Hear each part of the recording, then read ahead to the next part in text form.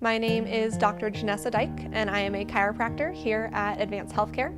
What that means is that I'm here every step of the way for my patients, starting with the consultation, the examination, going through figuring out what's going on in their bodies, and then helping them on the day-to-day with adjustments, making sure that we're, working with whatever we need to do to help them get to their best health. So I did a specialty within my chiropractic profession, or within my chiropractic degree, something called CCEP, Certified Chiropractic Extremities Practitioner.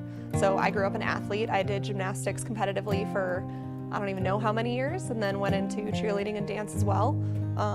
The reason I became a chiropractor is due to a knee injury. And so for me, making sure that I can help athletes function, get to their optimal potential, be a little bit faster, a little bit stronger, and move to their best of their ability is really what I wanted to become a chiropractor for. So that's what I decided to specialize in, and that's my absolute favorite.